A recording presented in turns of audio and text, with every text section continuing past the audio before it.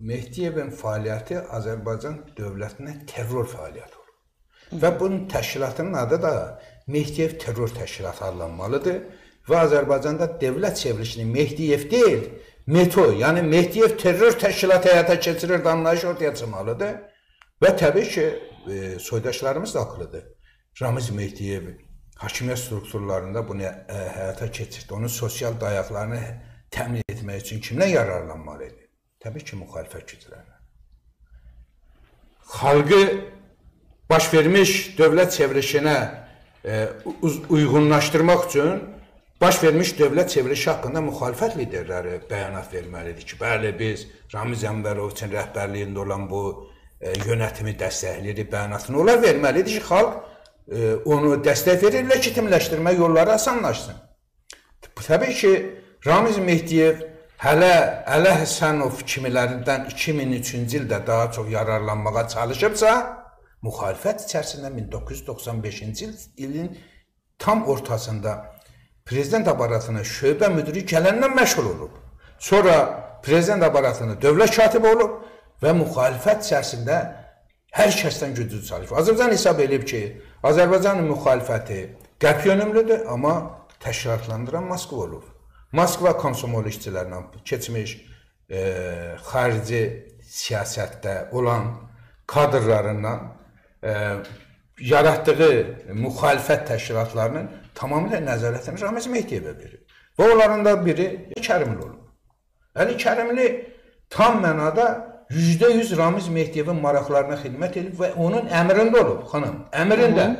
Hətta Əli Kərimlinin çevrəsindən ayrı-ayrı adamlar həbs olunub, amma özünə bir şey olmayıb. Özünün ki, o pasportu alınıb, məzlum bir obraz yaradılıb ki, o adla xalq ona rəğbəti güclənsin, toplumda daha çox imic qazansın, rəğbət qazansın, o rəğbəti də sabah Ramiz Mehdiyevin hakimiyyəti uğrunda mübarizədə ətəyinin düz ortasına qoysun. Deyəcəksin ki, ala bunu sənə çalışdığım arı kimi təqdim edirəm, bu sənin sahəndə idi, sən mən ulduz elədin, həmin ulduzun sayəsində də bütün gücümü və enerjimi sənə veririm.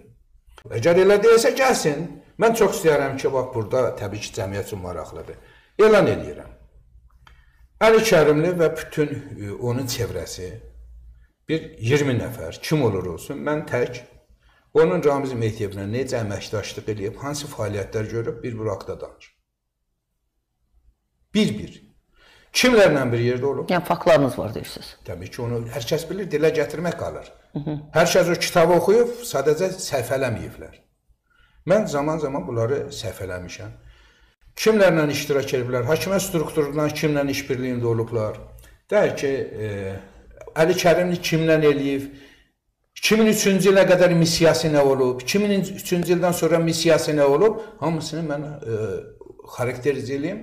Və ondan sonra da millət kimin kim olduğunu daha gözəl görsün. Bunun kimi də Ləman xanım, siz diqqət edirdiniz, bu uçaq olaylarından sonra Moskva Ermənistanda da fəallaşdı. Ay filan yerdə mitinglər başlayır, Paşinyanı yıxacaqlar, xatırlayırsınız.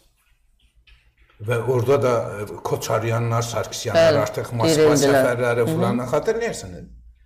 Bu paralel olmalıdır. Ya ilk çevriliş Azərbaycanda olmalıdır. Azərbaycanda olduğu müddətdə Moskvanın silahlı qüvvətləri, yəni Arçaq uğrunda, onların anlayışına mübarizə edən terrorçu qüvvələr orada fəallaşıb Azərbaycan sınırlarının içinə girməliydilər. İrəvanda artıq söz sahibi olub Paşinyanı devirməliydilər. Ya da orada hakimiyyəti devirib Azərbaycan qarşı bir qəsd planı içərisinə girmədilər ki, Azərbaycanı sarsıtsınlar. İkisi bir-birinə bağlı olan məsələlərdir. Bu ikisindən də istifadə edilməyə çalışılıb ha. Təbii ki, Ramiz Mehdiyev burada rolu nə olacaqdı ki? Bunu Ramiz Mehdiyevi müdafiə edən adamlara deyirəm. O dövlət çevriliş olsaydı, Qarabağın statusu ermənilərə veriləcəkdi və ermənilər geri gətiriləcəkdi.